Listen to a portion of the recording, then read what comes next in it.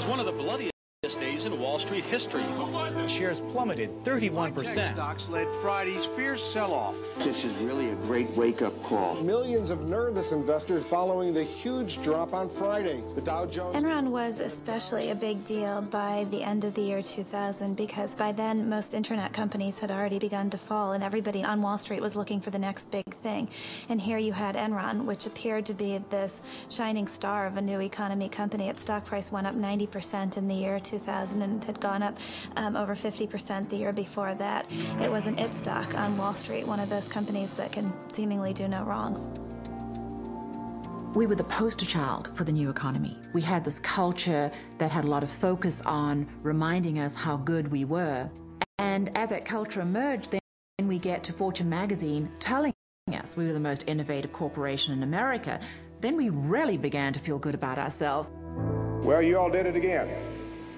Enron was just recently chosen again for the 6th year in a row in the most admired company survey by Fortune magazine as the most innovative company in America.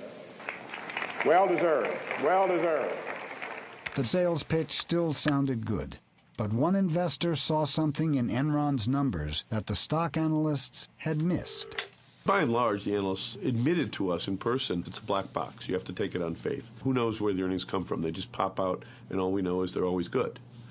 And I kept pointing out, well, yeah, isn't that the whole point of if it's a black box and it's there to fool you, the numbers are always going to be good until they're not.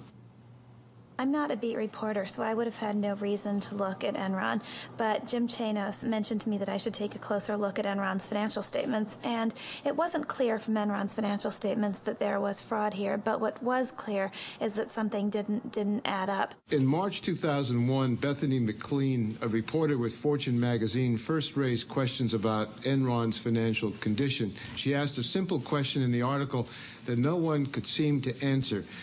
How exactly does Enron make its money? You got very upset at her, didn't you? I very specifically remember the telephone conversation that I had with the Fortune reporter. She called up and started asking some very, very specific questions about accounting treatment on things. I am not an accountant, and I could not answer them. He became really, really agitated. He said that people who raised questions like this were just trying to throw rocks at the company, and that I was not ethical because I hadn't done enough homework. And if I had done enough homework, I would understand how off-base my questions were. Mr. Skilling, it appears as if you were trying to bully someone who was asking very basic questions about Enron. I said to her, I have got 6 minutes left before I have to be in a meeting, and I can't get into the details, and I'm not an accountant. And she said, well, that's fine, we're going to do the article anyway. And I said, if you do that, I personally think that's unethical. Yeah. And the next day, our chief financial officer and our chief accounting officer flew to New York at Enron's expense to sit down, not with the editors, but to sit down with the reporter on that story and help her understand the questions that she was asking. And the next day, we sat in this small, dark, windowless conference room for about 3 hours going through the various aspects of the company's business. And I'll never forget this. When the interview was over, the other two executives packed up their things and had left the room. And Andy Fastow turned around and looked at my editor and me and said, I don't care what you write about the company, just don't make me look bad. And Fastow had good reasons for not wanting to look bad. There were these partnerships that were run by Andy Fastow that were doing business with Enron, and these were disclosed in the company's financial statements, but I didn't mention them in the story I wrote because I thought, well, the accountants and the board of directors have said that this is okay, so I must be crazy to think there's anything wrong with this. The story I ran was actually pretty meek. The title was, Is Enron Overpriced?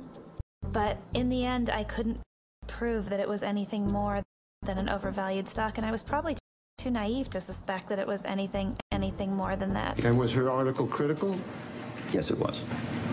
Fortune magazine article that's out, the headline is Enron stock overvalued? The gist of the article is that Enron is sort of a black box, which, sorry, it's true. I mean, it's just difficult for us to show people the specifics of how money flows through, particularly the wholesale business. The entire reason that this analysis was done by Fortune magazine is because Business Week had a favorable article about Enron the week before. And there's this competition that the news magazines have, where if one says something good, the other one has to come and find something bad. So I think that was kind of the genesis of it. So the criticism, I think, is kind of ridiculous. When Bethany McLean at Fortune started analyzing cash flows, and she had this wonderful article saying, take a look at first quarter, second quarter, third quarter, and end of year cash flows. There's a reason she didn't invest in Enron, because the financials didn't make sense. But you have to be willing to say that the emperor doesn't have any clothes, and this emperor was pretty powerful. We are going to unveil this morning a new corporate vision. Okay, you ready? 1, 2, 3. How's this? It's really hard to know when Enron first crossed the line into outright fraud, but there isn't any doubt about who the guy